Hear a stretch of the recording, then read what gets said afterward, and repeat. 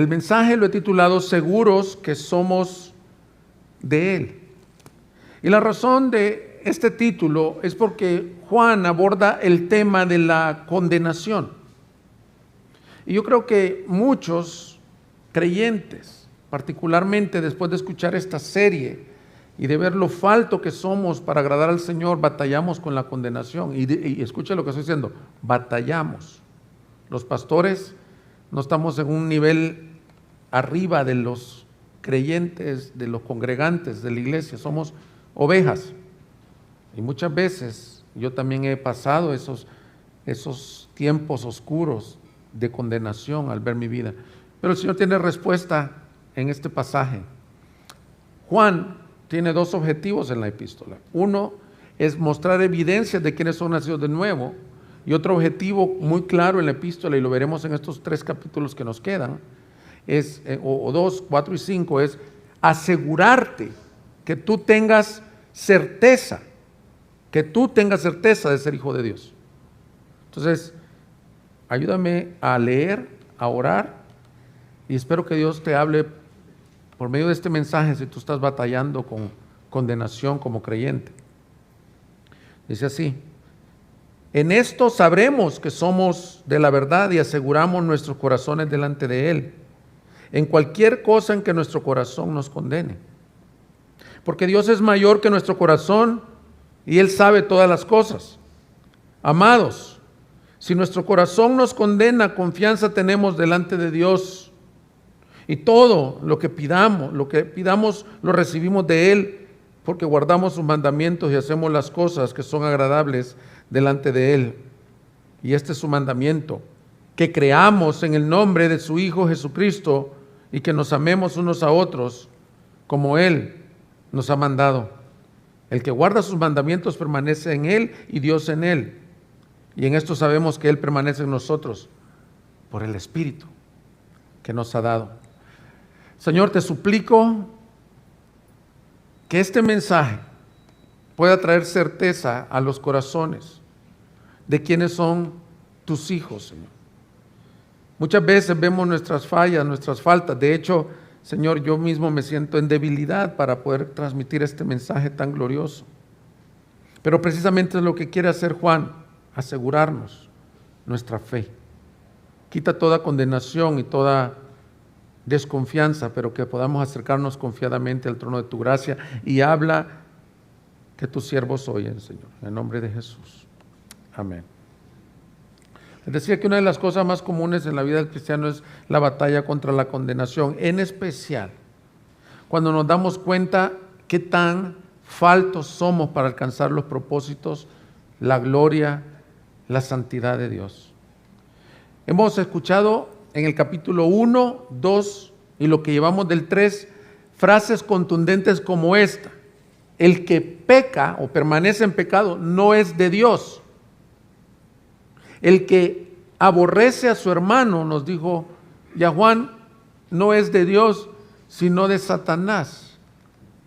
Aquel que no tiene libertad, victoria sobre el pecado, el que no está en luz, no tiene comunión con Dios. Y tú oyes estas cosas.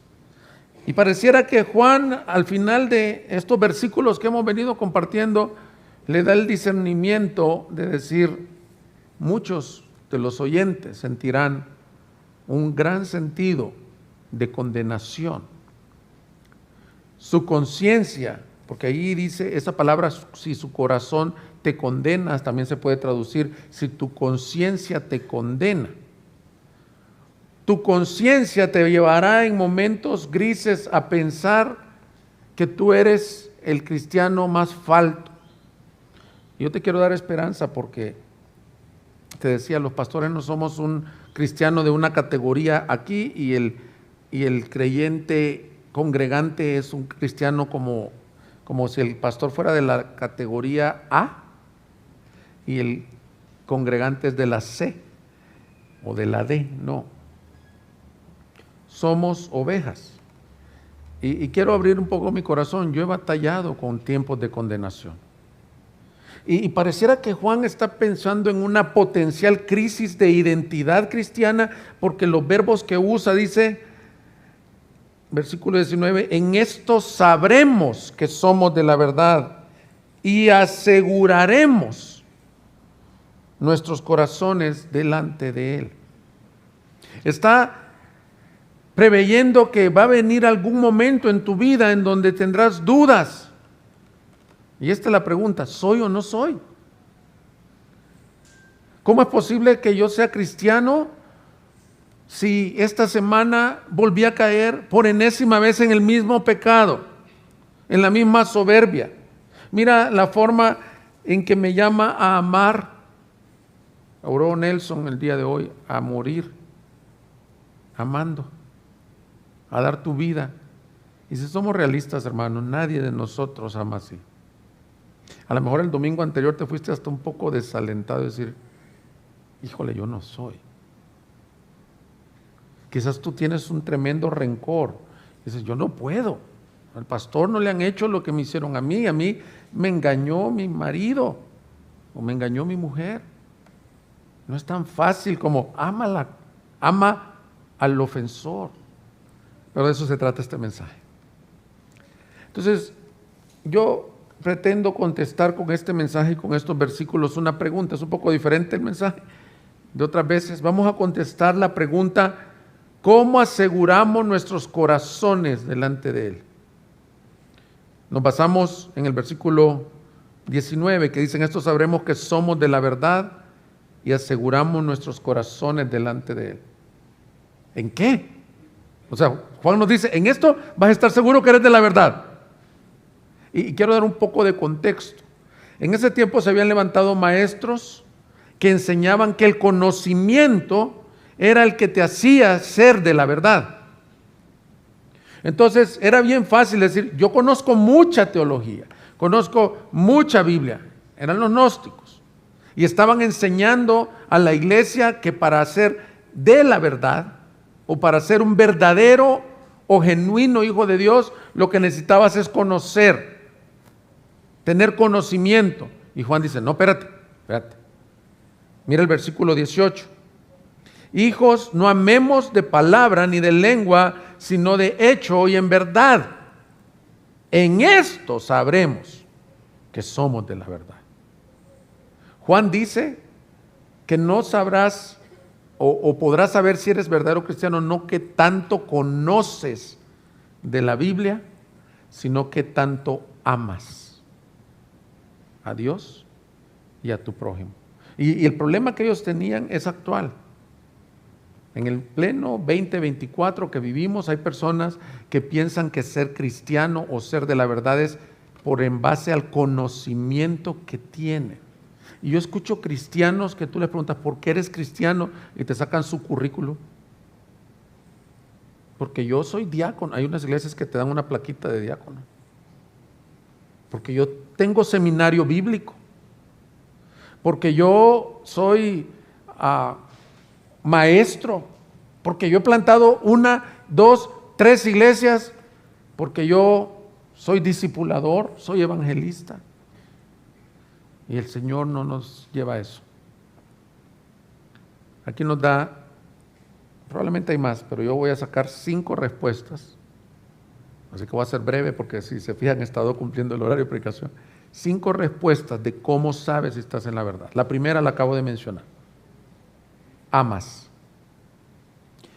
Todo el pasaje nos ha hablado, o sea, todo el capítulo 3 nos ha hablado desde el final del 2, nos ha hablado que el cristiano se caracteriza por ser una persona receptora del amor de Dios. Dios te amó a ti, me amó a mí de tal manera que dice Juan, versículo 1, 3:1, miren cuán gran amor nos ha otorgado el Padre, que seamos llamados hijos de Dios, y eso somos.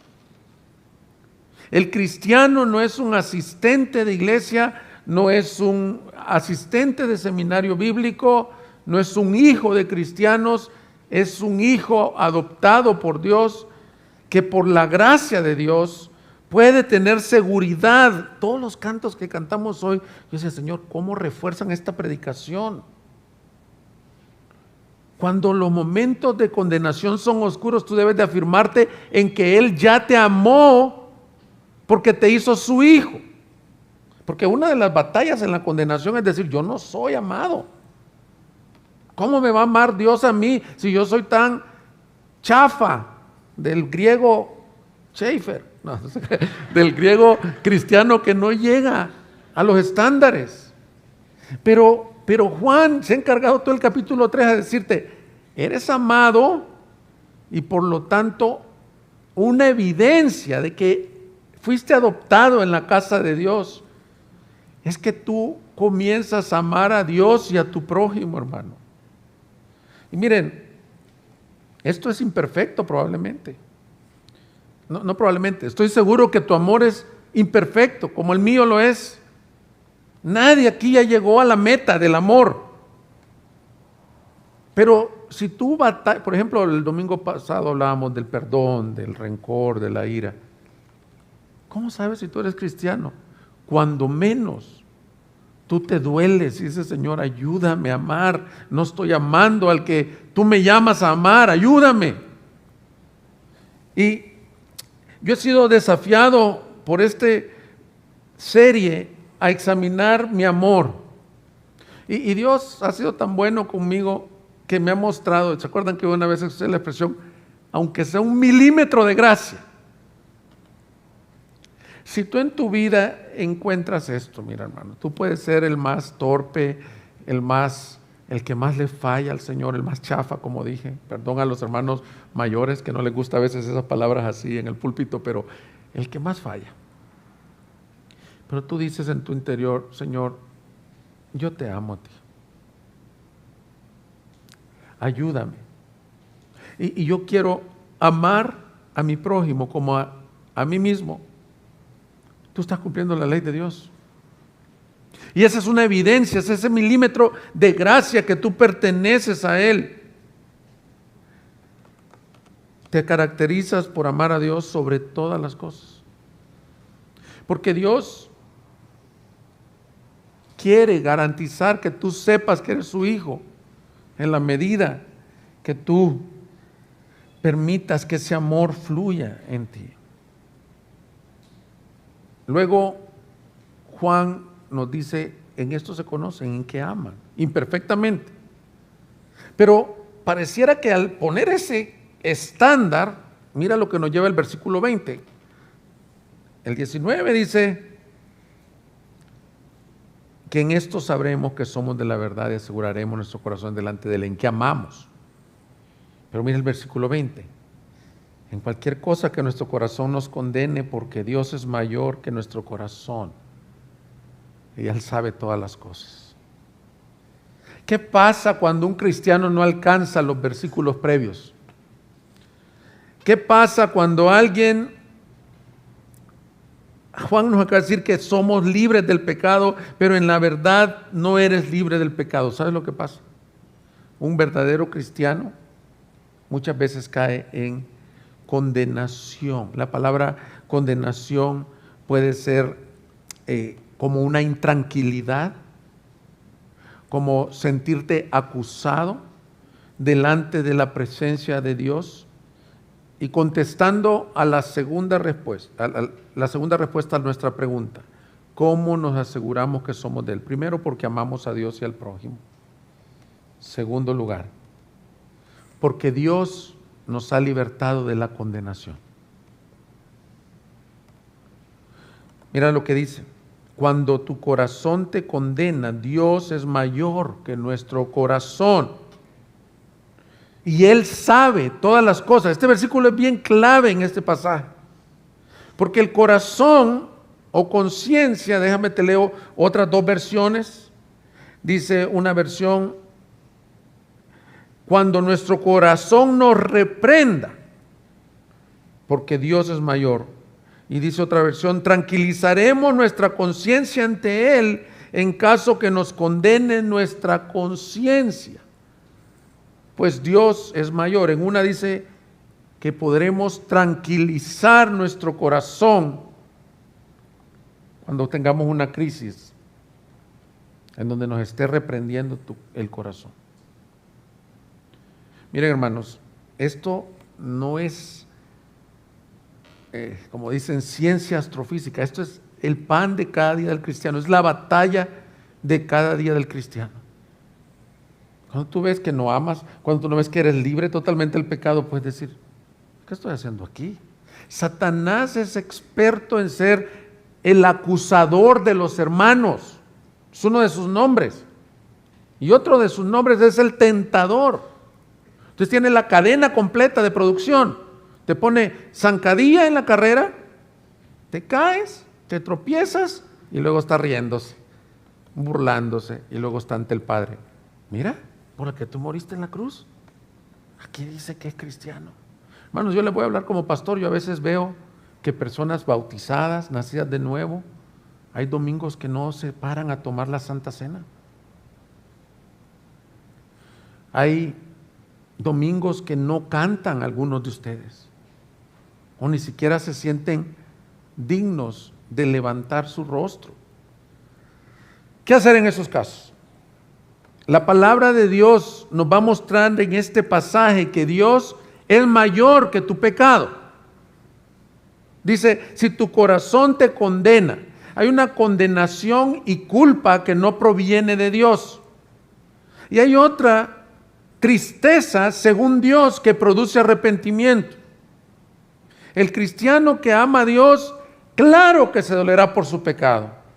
No está hablando aquí Juan de aquel sinvergüenza que peca deliberadamente y entonces malentiende la gracia y dice, yo peco, y de todas formas ahí dice que aunque mi corazón me condene, yo ni siento condenación, ni siento mala conciencia por lo que hice, entonces yo vivo como quiera. No está hablando de eso.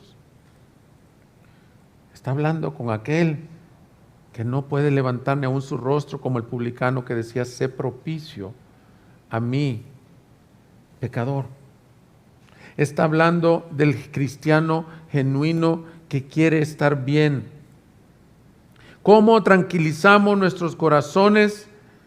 Por medio de entender que Él es quien pesa los corazones.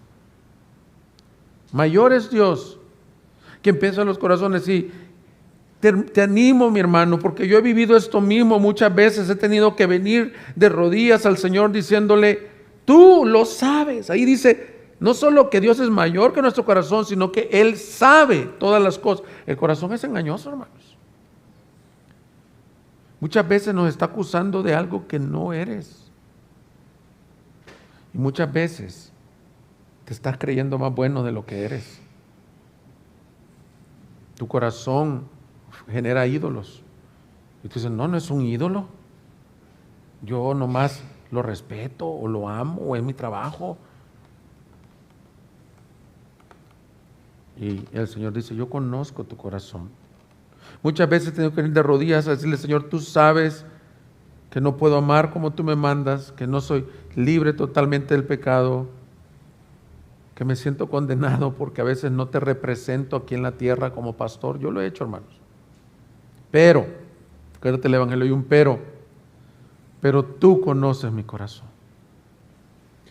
Y sabes desde lo más profundo que imperfectamente yo he creído en tu Hijo y te amo. Y sabes desde lo más profundo que te he vuelto a fallar y me ha dolido fallarte. Por eso vengo pidiendo misericordia. Y cuando pensaba en esto me recordé de la historia que mencionamos el domingo pasado, de Pedro.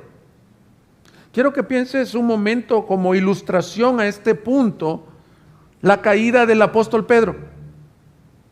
El Señor, la noche en que iba a ser entregado, le dijo, todos se escandalizarán de mí.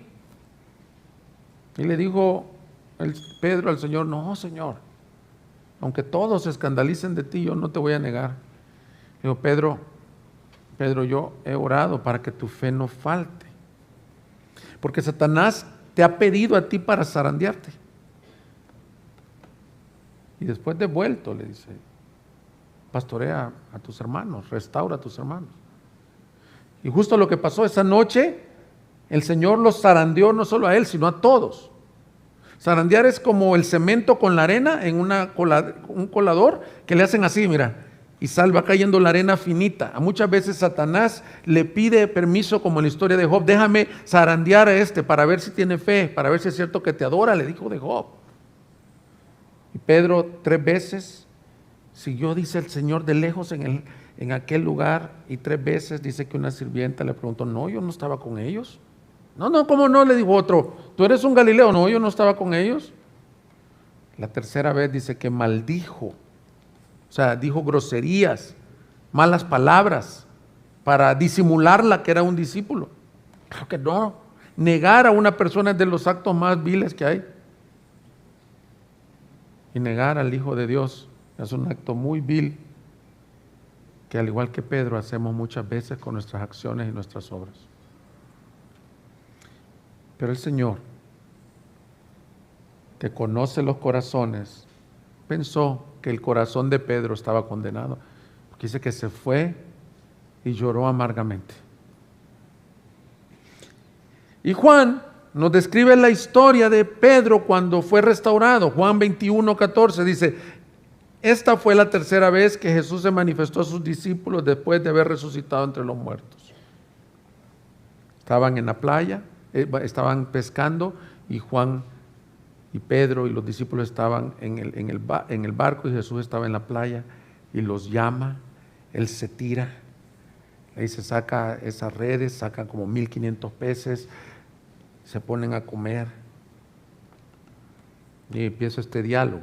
Dice que, si tú lees Juan, en detalle, que ninguno se atrevía a preguntarle quién era que era el Señor, pero sabían que era el Señor. O sea que el cuerpo resucitado no era, como que físicamente no era el mismo del que había padecido, porque también los del camino a Emaús no lo reconocían.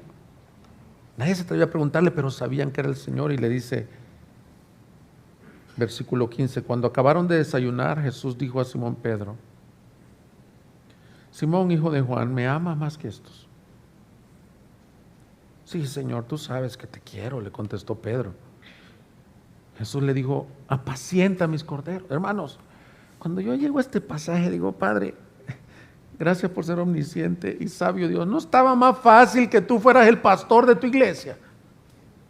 ¿Por qué nos agarras a hombres como Pedro y como tu servidor y nos das esta encomienda de pastorear otras ovejas? Ovejas con debilidad, como el que te habla, nos dice, tú, el que me negaste, apacienta a otro. Tú te puedes imaginar cómo se sentía ese corazón.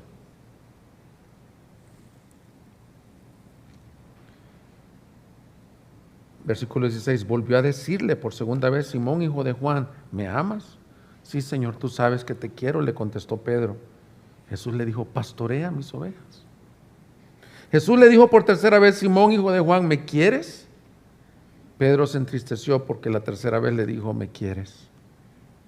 Y le respondió, Señor, tú lo sabes todo. Tú sabes que te quiero. Apacienta mis ovejas, le dijo Jesús. Hermanos, es lo mismo que está diciendo Juan. Si tu corazón te reprende, mayor es Dios. Y Él conoce tu corazón. Él te formó desde antes de la fundación del mundo, te pensó. Él decidió que el espermatozoide de tu padre con el óvulo de tu madre fueran fecundados y que tú estuvieras en el vientre de tu madre. Dice el Salmo 139 que Él tuvo control de cada uno de tus días en ese vientre. No hay donde tú te escondas de Él, no hay un levantarse o un dormir. Él ha visto todos tus pecados, todas las cosas que tienes ocultas, todos esos mensajes que según tú has borrado, todo tu historial que has visto, Él lo ha visto. Él conoce tu corazón y aún así te dice, si tu corazón te condena, mayor soy yo que morí por ti en la cruz. Ven en arrepentimiento y fe a tu gran Salvador. Porque el problema es que queremos salvarnos por nuestras propias obras y lo único que encontraremos es la verdadera condenación eterna, porque aquel día no nos van a alcanzar.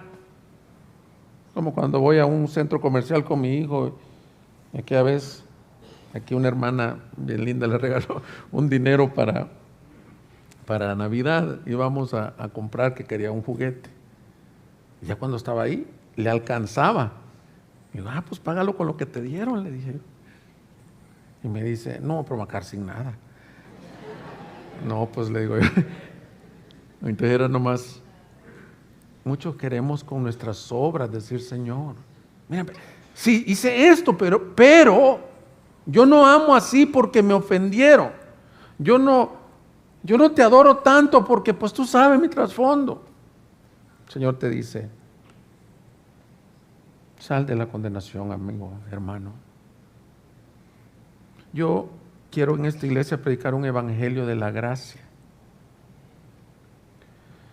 Hay pastores que no predican el evangelio de la gracia porque piensan que decirle esto a alguien, ellos piensan que va a decir, si él dice que hay perdón y gracia como Pedro, entonces lo que va a acontecer es que las personas se van a volver libertinas. Pero no, hay un mensaje muy famoso del pastor Spurgeon, la gracia produce santidad,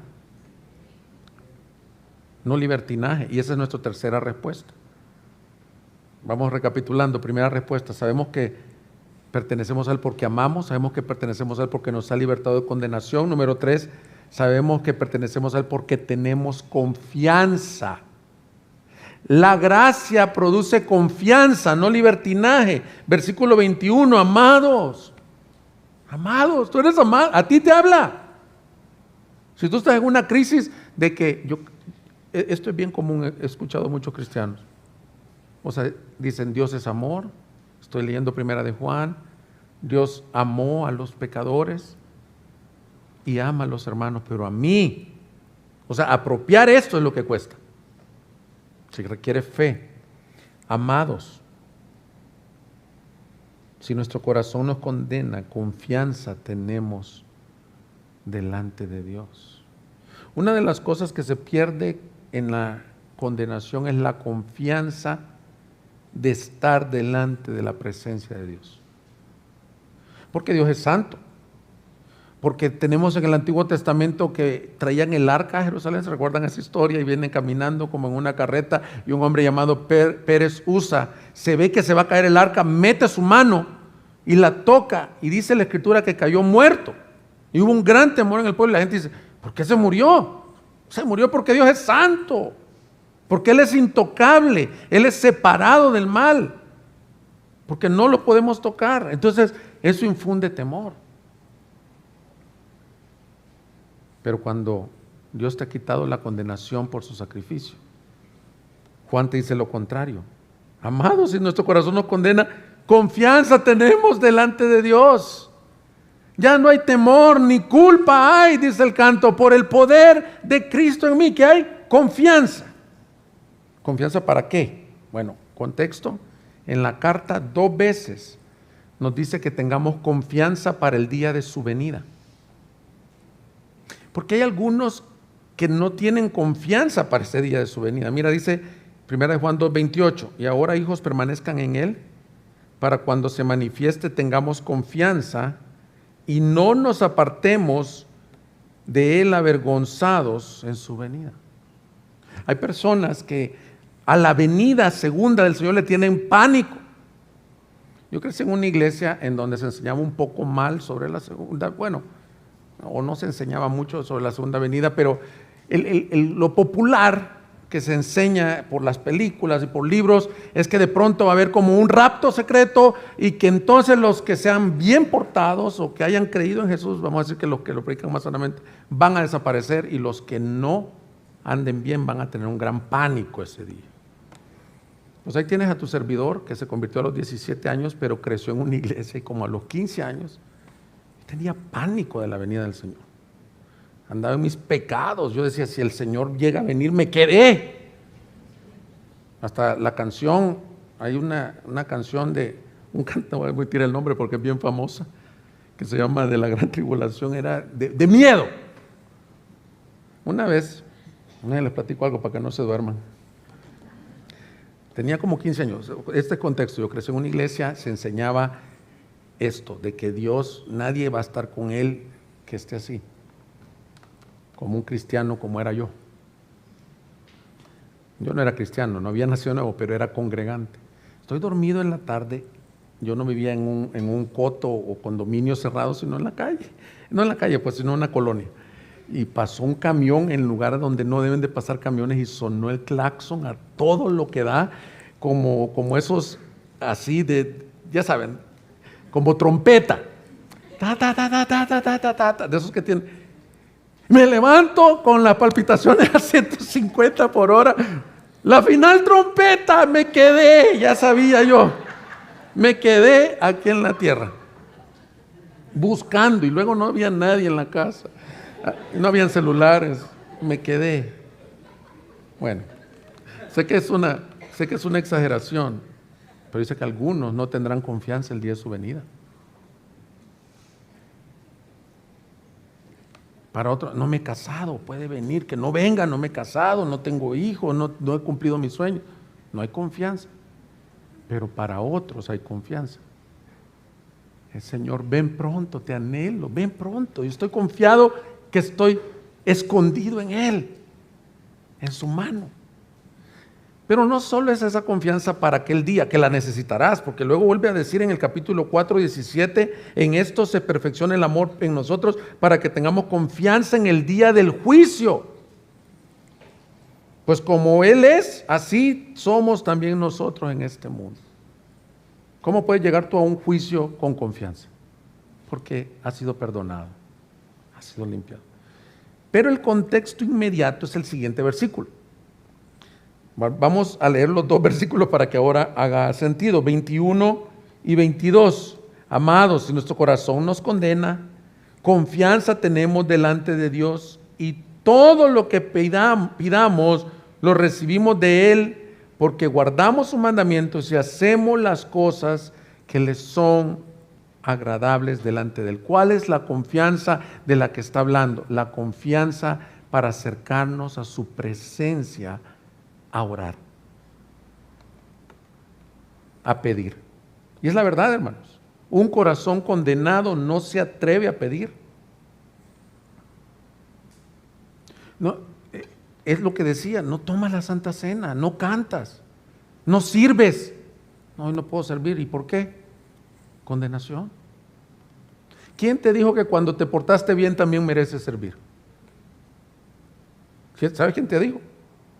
Tu entendimiento religioso que traemos por default.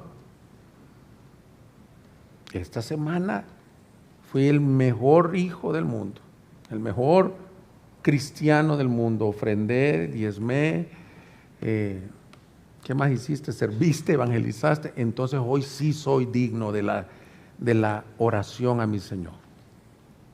Esta semana fui mal padre, hablé áspero con mi esposa, no soy digno del Señor. Y aquí dice, no.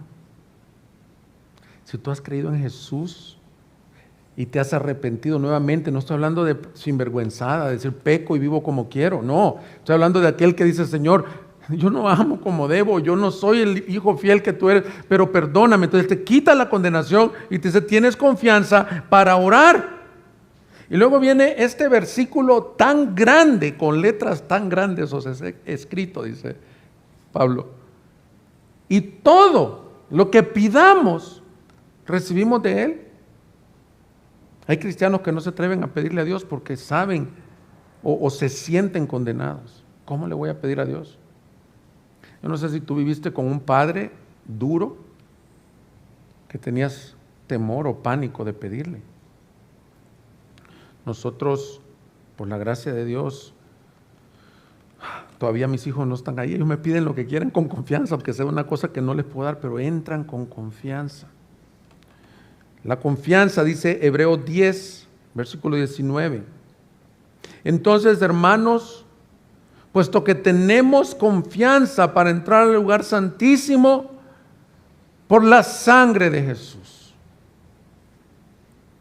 por un camino nuevo y vivo que Él inauguró para nosotros por medio del velo, es decir, su carne, y puesto que tenemos un gran sacerdote sobre la casa de Dios, acerquémonos con corazón sincero, en plena certidumbre de fe, teniendo nuestro corazón purificado de mala conciencia y nuestro cuerpo lavado con agua pura. ¿Qué te dice? ¿Qué te da la confianza? ¿No nos lo enseñó Juan ya en el capítulo 1 y 2? La sangre de Jesús. No te acercas por tus méritos, ni los buenos ni los malos. Acércate con confianza por la sangre de Cristo. Tú tienes la sangre no en los dinteles de tu puerta, de tu casa, sino en los dinteles de la puerta de tu vida, de tu corazón. Si tú has creído en Jesús, eso es lo que se llama justificado. Justificados pues, Romanos 5:1, para con Dios, tenemos paz para con Dios, perdón. Justificados pues, tenemos paz para con Dios en Jesucristo. La justificación por su sangre es lo que te da confianza. Número 4. Entonces, recapitulando, ¿cómo sabes que eres de Él? Amas a tu prójimo. Número 2, te ha limpiado de condenación. Número 3, tienes confianza para entrar a su presencia por su sangre. Número 4, contesta tus peticiones. ¡Wow! El Rey del cielo y la tierra no tiene por qué contestarnos, pero nos dice que tenemos confianza que si le pedimos nos da cualquier cosa. Ahora, este es un versículo tan mal predicado o enseñado o entendido. Pero el 5:14, voltea tu Biblia, el 5:14 nos aclara un poco más de este versículo. Vuelve a repetir lo mismo. Esta es la confianza que tenemos delante de Él. Que si pedimos cualquier cosa conforme a su voluntad, Él nos oye. Y si sabemos que Él nos oye en cualquier cosa que pidamos, sabemos que tenemos las peticiones que le hemos hecho. Nuestras oraciones, entonces, deben de estar de acuerdo a la voluntad de Dios. El cambio, que lo que está diciendo es, ¿qué oras? ¿Qué pides? Y muchas veces pedimos en base a nuestras pasiones, a nuestros deseos. Pero cuando alguien llega a ser de Dios, ocurre el milagro que sus pasiones cambian. E imperfectamente comenzamos a guardar sus mandamientos. Sigue leyendo el versículo 22, y todo lo que pidamos lo recibimos de Él, porque guardamos sus mandamientos y hacemos las cosas que son agradables delante de Él. ¿No dijo Romanos 12:2 que la voluntad de Dios es agradable y perfecta? ¿Qué quiere decir entonces?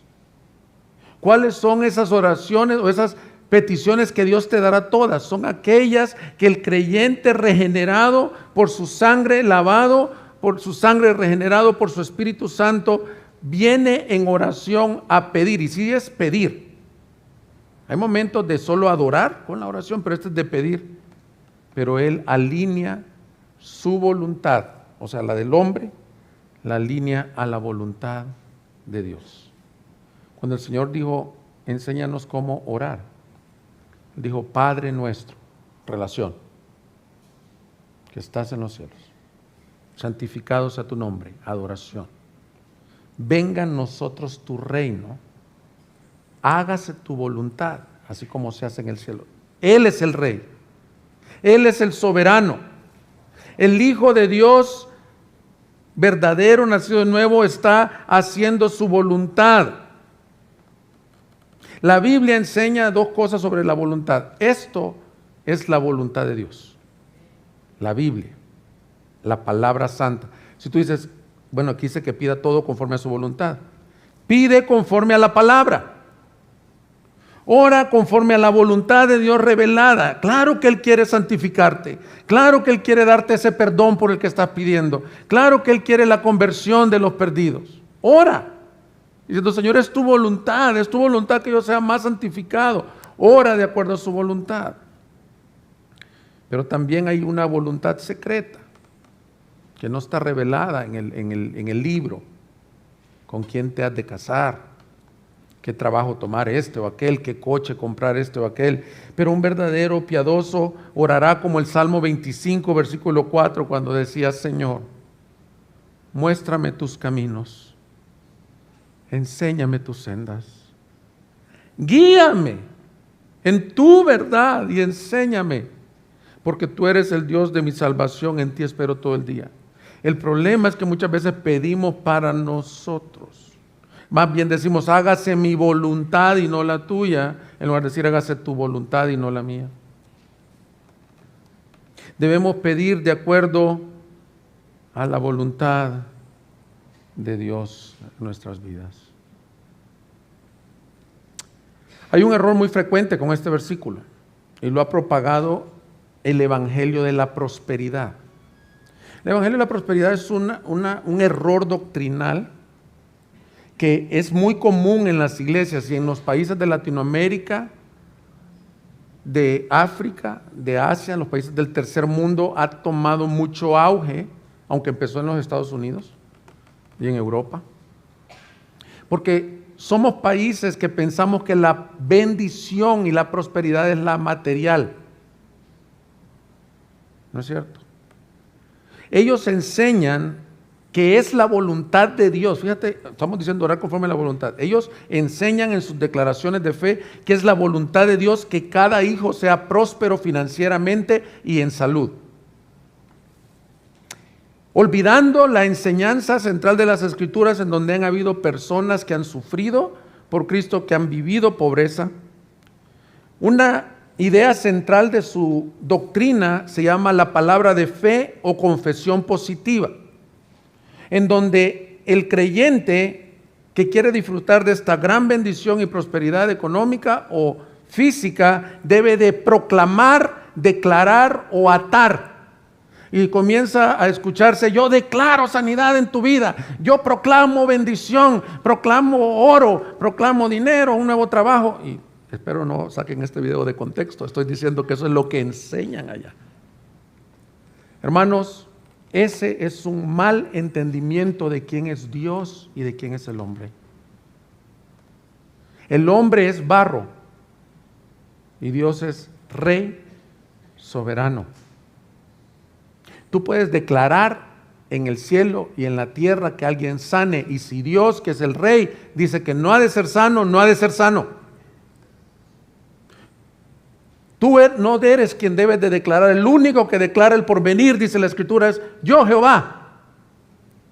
El hombre debe de rendir su voluntad en humilde oración a decir: Señor, tú que eres el rey, por cuanto yo no conozco tu voluntad, te clamo que seas propicio a mí.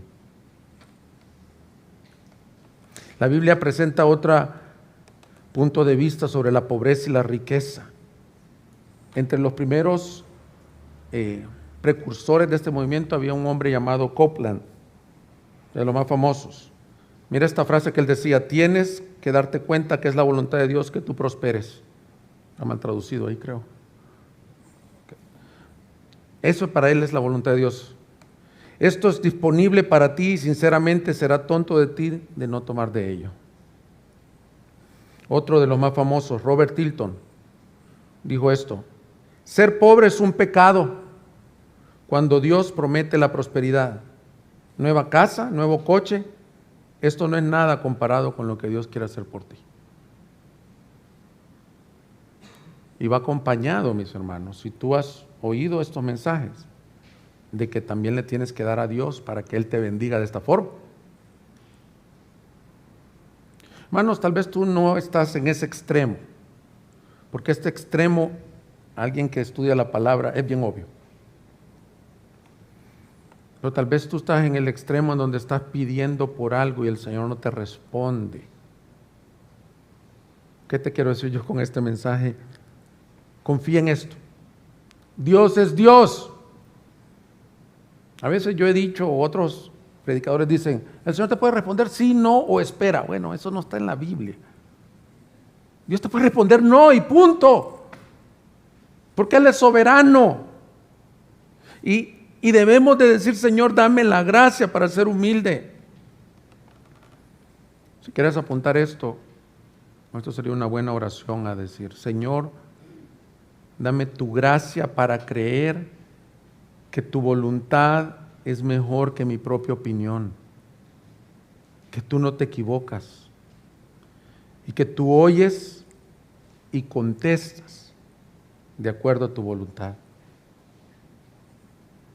Hace poco no me recuerdo con qué pastor estuve, no sé si cuando fui al taller de predicación expositiva, escuché una oración que me ha ayudado a cambiar un poco mis oraciones. Él oró algo así como: Señor, si quieres, sana a mi esposa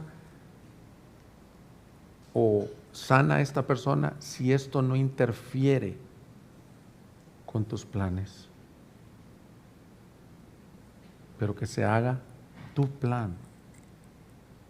Muchas veces tú estás pidiendo por un esposo, por un cónyuge, por un trabajo.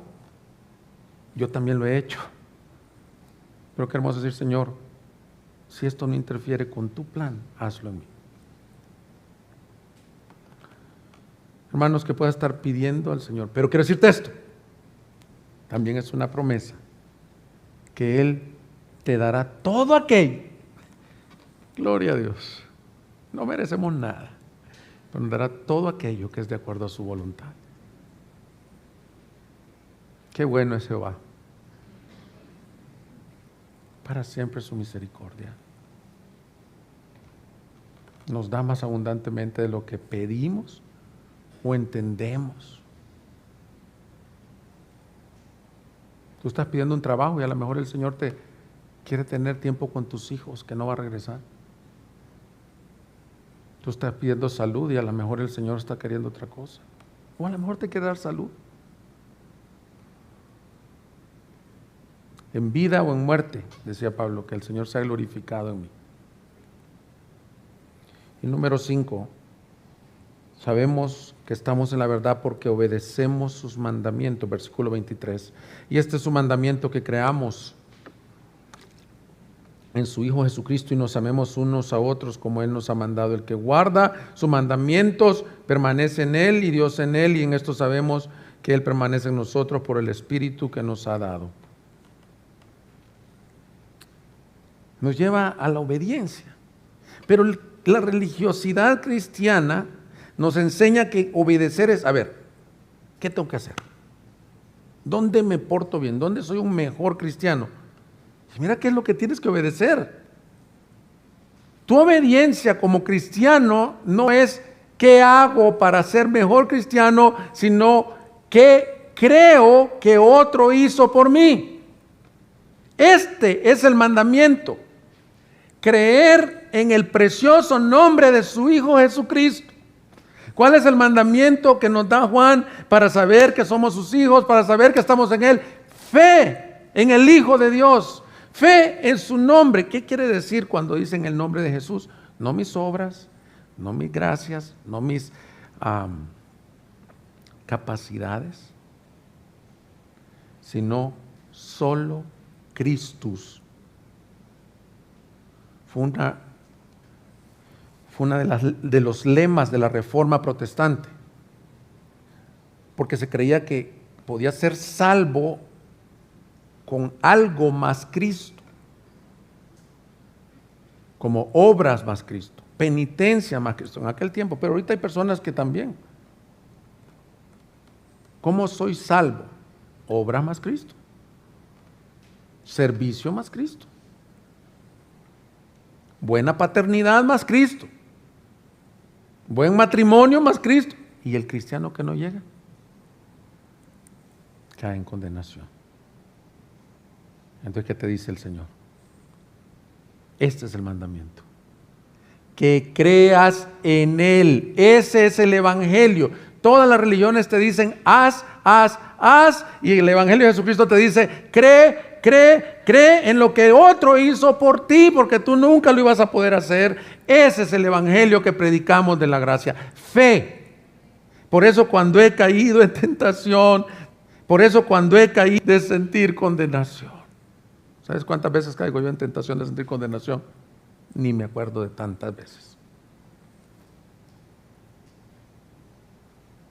Al ver al cielo no veré mis buenas obras, mis predicaciones, mi amor por mis hijos. Al ver al cielo encontraré al inocente que murió. Y por su muerte, el Salvador ya mi pecado perdonó pues Dios el justo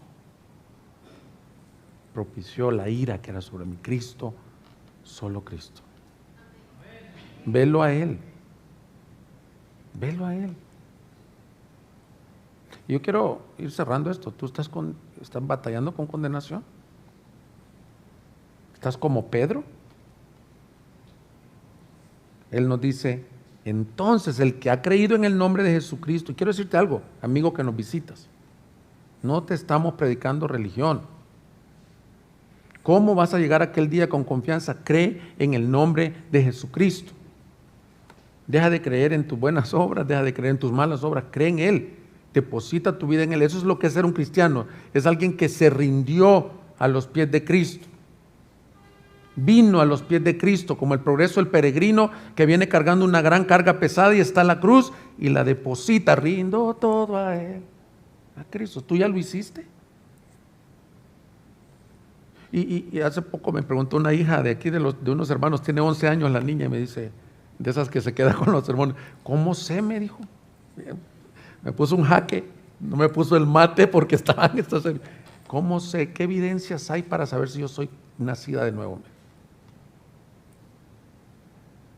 Y aquí están sus padres, dile esto. Bueno, no están ahorita, estuvieron en el primer servicio. Dile esto a tu hija. Tú has puesto tu fe en Cristo. Yo te quiero preguntar esto, ¿estás pasando momentos de oscuridad donde no sabes si eres o no eres? Yo tengo la misma pregunta, ¿tú crees en Cristo? No en tu sabiduría, en Cristo. Y tú dices, Señor, yo soy lo que quiera, pero he creído en ti, casi como el Pedro, el apóstol San Pedro, ¿verdad? Y el que cree en Él, fíjate qué hermoso, versículo 24, guarda sus mandamientos. No es un requisito de salvación guardar mandamientos. Estuve esta semana evangelizando a una persona, espero que me acepte la invitación a la iglesia, pero él me decía, yo no puedo ir, tengo que dejar muchas cosas primero, me tengo que limpiar. Fíjate la gente que piensa, soy muy malo, no soy como ustedes los cristianos. No, el Señor me dé palabra, te pido que ores por este evangelismo que voy a seguir haciendo esta semana. No necesita dejar cosas, necesita creer. Y el que cree, guarda sus mandamientos. No es requisito de salvación, es evidencia de salvación. Y luego nos lleva a la unión con Cristo. El que guarda sus mandamientos permanece en Él y Dios en Él. Alguien que está en Cristo guarda sus mandamientos y eso es señal que Cristo está en Él. Pero otra respuesta para esta niña de 11 años y es el sello con el que termina el pasaje. Y en esto sabemos que Él permanece en nosotros. ¿Y qué forma de terminar? No por si te portas bien, no por si amas o no amas, por el Espíritu con E mayúscula que nos ha dado. El cristiano tiene el sello de su Espíritu en su corazón, por lo cual es un verdadero cristiano. Esto es algo inentendible, no es en nuestras fuerzas, es en la gracia de Dios que nosotros decimos, yo no sé cómo. Como decía el cantante pero sé que soy distinto y sé que tengo el Espíritu Santo dentro de mí. Dice Efesios 1, te has sellado como garantía de tu salvación. Y eso lo veremos en los capítulos que ven. El cristiano se sabe cristiano por el Espíritu de Dios morando en él. Conclusión, hermanos. Todos tenemos momentos de dudas si somos de Cristo. Cuando nos veamos faltos, cuando hemos fallado, lleguemos a esta conclusión. Si por gracia tienes su Espíritu, si por gracia quieres vivir para Él, es porque le perteneces a Él. Ya no hay más condenación. Y vamos a entonar este canto que dice, Cristo es tu plena libertad. No temeré, seguro estoy. Mi vida en su mano está. Ningún poder, ningún afán de Él me puede arrebatar hasta que llegue a estar con Él en su poder. Me sostendré. Esa es nuestra seguridad. Pónganse de pie. Vamos a orar. Búsquenos en Facebook y YouTube como Iglesia Gracia Soberana Guadalajara y visita nuestra página de internet igsg.org.mx y disfruta de este y otros mensajes. Visítanos, estamos en Avenida San Luis Gonzaga, 5114, Zapopan, Jalisco, México. Estaremos felices de recibirte.